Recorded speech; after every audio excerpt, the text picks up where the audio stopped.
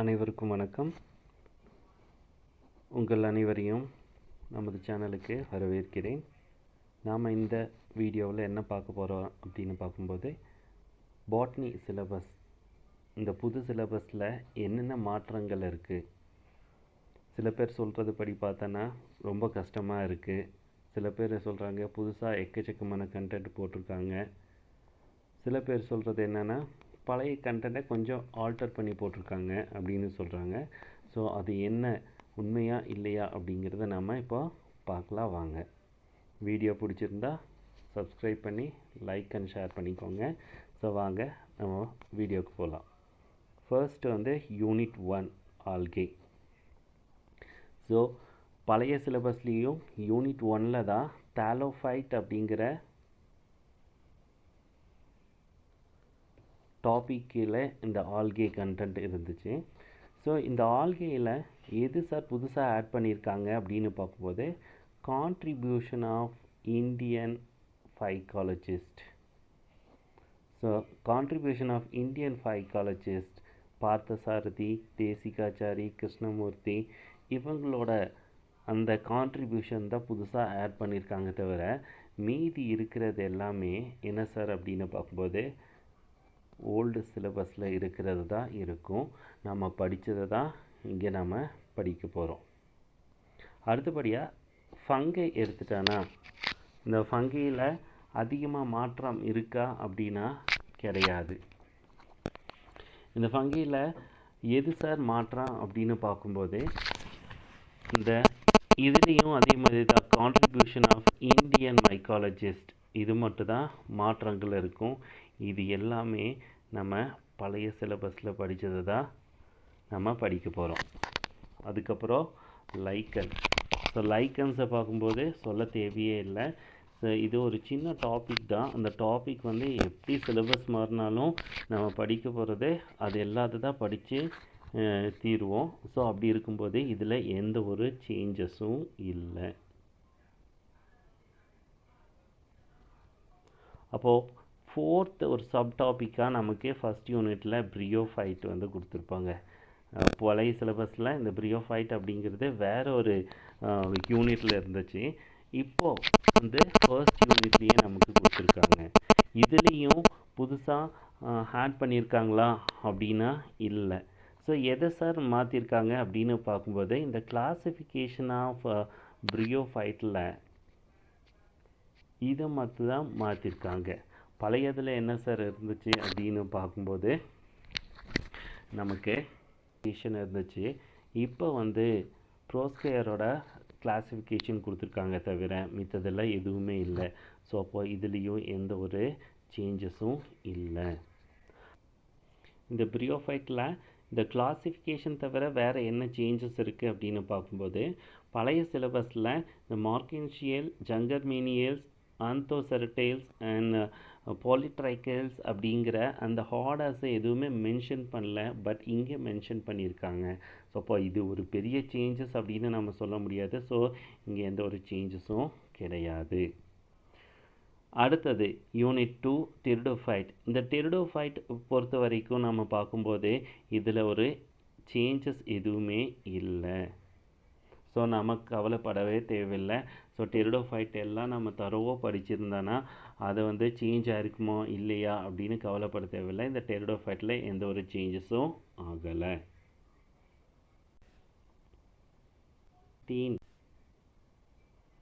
ஜிம்னோஸ்பர்ம் பொறுத்தவரை இங்கே என்ன சேஞ்சஸ் அப்படின்னு பார்க்கும்போது, புது சிலபஸில் ஸ்ப்ரானோட 1974 கிளாசிஃபிகேஷன் கேட்டிருக்காங்க.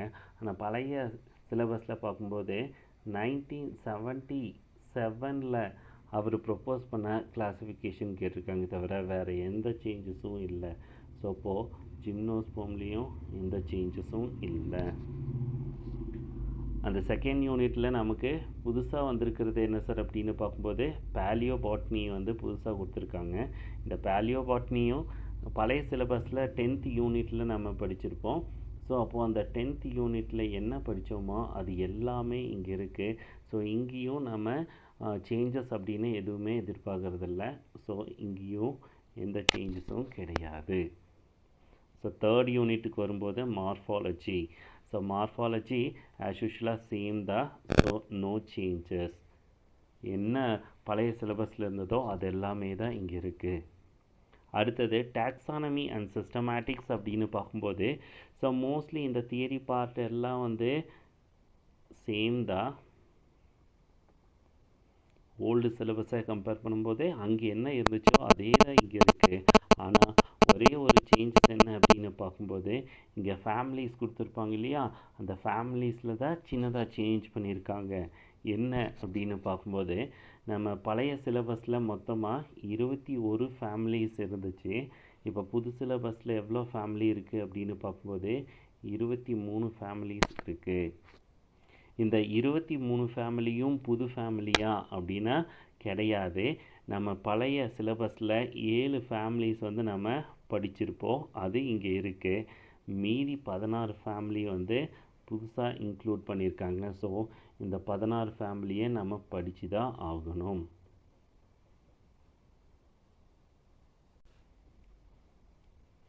அடுத்ததாக பார்க்க போகிறது என்ன சார் அப்படின்னு பார்க்கும்போது எக்கனாமிக் பாட்டனி. இந்த எக்கனாமிக் பாட்டனி நாம் புதுசாக படிக்கிறோமா அப்படின்னா கிடையாது. பழைய சிலபஸில் நாம் 4th யூனிட்டில் வந்து ஒரு டாப்பிக்கில் சப் டாப்பிக்காக படிச்சிருப்போம். ஸோ அப்போது இந்த எக்கனாமிக் பாட்டனி அப்படிங்கிறது புதுசு இல்லை, இதுவும் பழசு தான், எந்த ஒரு சேஞ்சஸும் இல்லை. அடுத்தது மெடிசினல் பாட்னி அப்படின்னு ஒரு சப் டாப்பிக்காக கொடுத்துருக்காங்க. இது நமக்கு புதுசு, இதை நாம் புதுசாக படித்து தான் ஆகணும். அடுத்தது யூனிட் 4 பொறுத்த வரைக்கும் அனாட்டமி எடுத்துட்டோன்னா இது எல்லாமே ஓல்டு சிலபஸில் இருந்தது தான் அப்படியே நம்ம படிக்க போகிறோம். ஸோ இதில் புதுசாக படிக்கிறதுக்கு எதுவுமே இல்லை. ஏன் சார் அப்படின்னு பார்க்கும்போது இங்கே பழைய சிலபஸில் படிக்கிறது என்ன தான் சிலபஸ் சேஞ்ச் பண்ணாலும் அதே கண்டென்ட் தான் திரும்ப திரும்ப வந்துகிட்டே இருக்கும். ஸோ நீங்கள் எதுக்குமே கவலைப்படாதீங்க. அனாட்டமி நீங்கள் படிச்சிருந்தனா அங்கே படித்தது மட்டும்தான் இங்கே கொடுத்துருக்காங்க, கேட்டிருக்காங்க, தவிர வேறு எதுவுமே இல்லை. அதே மாதிரியும் தான் இந்த எம்ப்ரியாலஜி. இந்த எம்ப்ரியாலஜிலையும் எந்த சேஞ்சஸும் இல்லை. ஸோ நாம் கவலைப்பட தேவையில்லை. அடுத்ததாக 4th யூனிட்டில் மைக்ரோ டெக்னிக் அப்படிங்கிற ஒரு டாபிக் வந்து கொடுத்துருக்காங்க. இது வந்து நமக்கு புதுசு, இது நமக்கு புதுசு. ஸோ இதை வந்து நாம் கொஞ்சம் அதிகமாக படித்து தான் ஆகணும். இது நமக்கு புது டாப்பிக்காக இருக்குது. பழைய இதில் வந்து இருக்குது இந்த ஸ்டெய்னிங் டெக்னிக் இதெல்லாம் இருக்குது. பட் செம் இந்த மைக்ரோஸ்கோப்பி பற்றி எதுவுமே கொடுக்கல. ஸோ இந்த மைக்ரோஸ்கோப்பி பற்றி நம்ம படிக்கணும். அடுத்தது யூனிட் 5 அப்படின்னு எடுத்துட்டோன்னா செல் பயாலஜி பார்க்கும்போதே இந்த ஃபர்ஸ்ட் கண்டென்ட் எல்லாமே புதுசு அப்படின்னு சொல்கிறதுக்கு இல்லை. இது எல்லாமே நம்ம படித்தது தான், ஆல்ரெடி படித்தது தான். ஸோ அதில் கவலைப்பட தேவையில்லை, நம்ம படிச்சிருந்தோன்னா சேஃபர் சைடு. நமக்கு அடுத்தது 6th யூனிட்டை பொறுத்த வரைக்கும் ஜெனட்டிக்ஸ் அண்ட் பயோஸ்டாட்டிஸ்டிக்ஸை கொடுத்துருக்காங்க. இந்த ஜெனட்டிக்ஸ் எல்லாமே பழசு தான். அதில் கடைசியாக இருக்கிற இந்த 3 லைனில் இருக்கிறத மட்டும் நமக்கு கொஞ்சம் புதுசாக தெரியும். இதெல்லாம் எங்கே சார் இருக்கும் அப்படின்னு பார்க்கும்போது ஜுவாலஜியில் எவல்யூஷனில் இந்த டாபிக் எல்லாமே இருக்குது. ஸோ அப்போ யார் அப்புறம் ஸ்கூலில் வந்து பயாலஜி ஹேண்டில் பண்ணுறாங்களோ அந்த பயாலஜி ஹேண்டில் பண்ணுறவங்களுக்கு இந்த சிலபஸ் புதுசாக எது எல்லாத்தையும் சேர்த்துருக்காங்களோ அதெல்லாம் வந்து யூஸ்ஃபுல்லாக இருக்கும். அடுத்தது பயோஸ்டாட்டிஸ்டிக்ஸ் அப்படிங்கிறது பார்க்கும்போது இது எல்லாமே புதுசு தான், நம்ம இதை படித்து தான் ஆகணும். அடுத்தது பிளான்ட் ப்ரீடிங் பொறுத்தவரை இதில் எந்த ஒரு சேஞ்சஸும் இல்லை, எல்லாமே பழசு தான். நம்ம பழசில் இருக்கிற அந்த கண்டென்ட் எல்லாமே நமக்கு நோட்ஸ் இருந்துச்சுன்னா அது தரவோ படித்தாலே போதும், நீங்கள் கவலைப்பட தேவையில்லை. அதே மாதிரி இங்கே பிளான்ட் ஃபிசியாலஜி 7th யூனிட்டை பார்க்கும்போது இந்த சொல்லியோ அந்த டிரான்ஸ்போர்ட்டேஷன் எல்லாமே பழசு தான். ஸோ நீங்கள் கவலைப்பட தேவையில்லை. அதே மாதிரி ஃபோட்டோசிந்தசிஸும் பழசு தான், இங்கே கவலைப்பட தேவையில்லை. அதே மாதிரி ரெஸ்பிரேஷனும் பழசு தான், இதில் புதுசாலாம் எதுவுமே இன்க்ளூட் பண்ணலை. இதுவும் நைட்ரஜன் மெட்டபாலிசம் அண்ட் செகண்டரி மெட்டபாலாய்ஸ் அப்படிங்கிறது வந்து சிலது வந்து பயோகெமிஸ்ட்ரியில் இருந்தது. பயோகெமிஸ்ட்ரியில் இருக்கிற இந்த டெர்பீன்ஸ், ஃப்ளாவனாய்டு, ஃபீனால், ஆல்கலாய்டு அண்ட் இது எல்லாத்த வந்து கொஞ்சம் இன்ட்ரடியூஸ் பண்ணியிருக்காங்க. பட் இது எல்லாமே ஃபிசியாலஜியில் வரதான் செய்யும். ஏன்னா சில கெமிக்கல்ஸ் எல்லாம் வந்து பிளான்ட்டோட க்ரோத், அதோட மெட்டபாலிசம் எல்லாத்தையும் வந்து ரெகுலேட் பண்ணுறதுக்கு ரெஸ்பான்சிபிளாக இருக்கு இல்லையா? ஸோ அதனால் இங்கே இன்க்ளூட் பண்ணியிருக்காங்க. அடுத்தது பிளான்ட் க்ரோத் ரெகுலேட்டர் அப்படின்னு இப்போ எடுத்துட்டோன்னா இது எல்லாமே பழசு தான், புதுசாக எதுவுமே நம்ம படிக்கிறதுக்கு இல்லை. இங்கே ஸ்ட்ரெஸ் ஃபிசியாலஜி அப்படிங்கிறது நம்ம இந்த ஃபிசியாலஜியில் இந்த டிரான்ஸ்போர்ட் அதெல்லாம் படிச்சிருப்போம். நம்ம அதில் சின்ன சின்ன டாபிக் வந்து வெளியே எடுத்து அதை என்ன பண்ணியிருக்காங்க அப்படின்னு பார்க்கும்போது ஒரு புது சப்டாப்பிக்காக இது பண்ணியிருக்காங்க. ஸோ அப்போது இது நமக்கு பார்க்குறதுக்கு ஒரு புது டாபிக் மாதிரி தெரியும். ஆனால் இதில் இருக்கிறதையும் நாம் என்ன பண்ணியிருப்போம், படிச்சிருப்போம். அடுத்தது பயோகெமிஸ்ட்ரி பொறுத்தவரை ஸோ எல்லாமே பழசு தான் எக்ஸப்ட் ஃபியூ. இந்த எக்ஸப்ட் ஃபியூ அப்படிங்கிறது என்ன சார் அப்படின்னா, இந்த ஃபர்ஸ்ட் லைனில் இருக்குல்ல, molality and normality and buffer, இதெல்லாம் வந்து கெமிஸ்ட்ரி பேஸ்டு ஒன். அதை வந்து கொஞ்சம் ஆட் பண்ணியிருக்காங்க. பட் நம்ம பழைய சிலபஸில் இதை வந்து நம்ம படிக்கலை. ஸோ இது மட்டும்தான் புதுசு, தவிர மற்றது எல்லாமே பழசு தான், நமக்கு கவலைப்பட தேவையில்லை. அதே மாதிரி எக்காலஜி 8th யூனிட் எடுத்துட்டான எக்காலஜியில் இந்த ஃபர்ஸ்ட் டாபிக் எல்லாமே பழசு தான், இதில் புதுசாக எதுவுமே இல்லை. இந்த concept and dynamic of ecosystem, அந்த எக்கோசிஸ்டம் படிக்கிறதும் எல்லாமே பழசு தான், புதுசுங்கிறதே எதுவுமே இல்லை.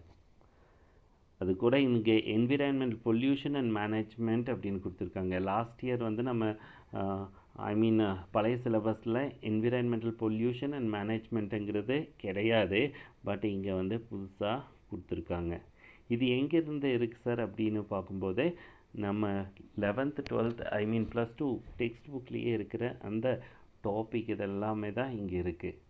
பாட்னியில் இருக்கிறது, ஜுவாலஜியில் இருக்கிறத வந்து மிக்ஸ் பண்ணி கொடுத்துருக்காங்க. அது படித்தாலே நமக்கு போதுமானது. அடுத்தது இங்கே பயோடைவர்சிட்டி கன்சர்வேஷன் அப்படிங்கிறது நமக்கு கொஞ்சம் புதுசாக தோணும். ஸோ நியூவாக நம்ம டெக்ஸ்ட் புக்கில் இருக்கிறது, +2 டெக்ஸ்ட் புக்கில் இருக்கிறத வந்து நமக்கு என்ன பண்ணியிருக்காங்கன்னா இன்ட்ரடியூஸ் பண்ணியிருக்காங்க. பட் ஆல்ரெடி இதை பற்றி நம்ம பழைய சிலபஸில் வந்து இதை பற்றி நம்ம கொஞ்சம் கொஞ்சமாக படிச்சிருப்போம். ஸோ இன்னும் கொஞ்சம் டீட்டெயிலாக படிக்கிற மாதிரி இருக்கும். ஸோ அப்போது இது வந்து என்ன எடுத்துக்கலாம்னா கொஞ்சம் ஆஃப் நியூ அப்படின்னு எடுத்துக்கலாம். அடுத்தது ஃபைட்டோ ஜியாகிரஃபி. ஸோ இந்த ஃபைட்டோ ஜியாகிரஃபி நம்ம பழைய சிலபஸில் இருக்கிறது தான் நம்ம படிக்க போகிறோம். ஸோ எல்லாமே பழைய சிலபஸில் இருந்தது தான். அடுத்த 9th யூனிட்டாக பார்க்கும்போது மைக்ரோபயாலஜி அண்ட் பிளான்ட் பேத்தாலஜி எடுத்துட்டோன்னா இங்கே வந்து எல்லாமே நம்ம ஓல்டு சிலபஸில் படித்தது தான். இங்கே கொஞ்சம் கடைசி 2 லைனில் புதுசாக கொடுத்துருப்பாங்க. என்ன சார் அப்படின்னா, structure and reproduction of archaebacteria, cyanobacteria, mycoplasma, actinobacteria அப்படின்னு நமக்கு கொடுத்துருப்பாங்க. பட் இது எல்லாமே என்ன சார் அப்படின்னா சம்வாட் நம்ம பாக்டீரியா பற்றி படிக்கும்போது படிச்சிருப்போம். ஸோ அதை பற்றி கொஞ்சம் டீட்டெயிலாக இருக்கும். ஸோ அதை பற்றி ரொம்ப கவலைப்பட தேவையே இல்லை. அடுத்தது வைராலஜி பார்க்கும்போது வைரஸ் பற்றி படித்தது எல்லாமே சேமாக தான் இருக்கும். சிலது வந்து சில கண்டென்ட் அதை விட கொஞ்சம் கம்மியாக தான் இருக்கும், தவிர புதுசாக எதுவுமே இங்கே இன்க்ளூட் பண்ணல. அடுத்தது பிளான்ட் பேத்தாலஜி அப்படின்னு பார்க்கும்போது சேம் பழைய சிலபஸில் என்ன படித்தோமோ அதே தான் இங்கேயும் நம்ம படிக்க போகிறோம். அடுத்ததாக இந்த 10th யூனிட்டில் introduction to plant tissue culture அப்படின்னு கொடுத்துருக்காங்க. இதில் பாதி வந்து பழைய சிலபஸில் இருந்தது தான் நம்ம படிக்க போகிறோம். ஸோ இப்போ புதுசாக எது சார் அப்படின்னு பார்க்கும்போது இந்த application of cell culture system in metabolic engineering concept and application of nanobiotechnology, இந்த பார்ட் மட்டும் என்ன சார் அப்படின்னு பார்க்கும்போது புதுசாக இருக்கும், நம்ம புதுசாக படிக்க போகிறோம். அடுத்தது கடைசியாக ஜெனட்டிக் இன்ஜினியரிங் அப்படின்னு பார்க்கும்போது இது எல்லாமே பழசில் இருக்கிறது தான். ஒரே ஒரு லைன் மட்டும், இந்த world intellectual property organisation and GATT, TRIPS and PBR அதை பற்றிலாம் நம்ம படிச்சிருப்போம். ஸோ அது வந்து நமக்கு கொஞ்சம் புதுசாக தோணும் தவிர இது எல்லாமே பழைய சிலபஸில் இருக்கிறது தான் நம்ம படிக்க போகிறோம். அப்போ நீங்கள் சிலபஸ் சேஞ்ச் ஆச்சு, இது கஷ்டமாக இருக்குமோ, ரொம்ப படிக்கிறதுக்கு டயர்டாகணுமோ அப்படின்னு எல்லாம் திங்க் பண்ணாதீங்க.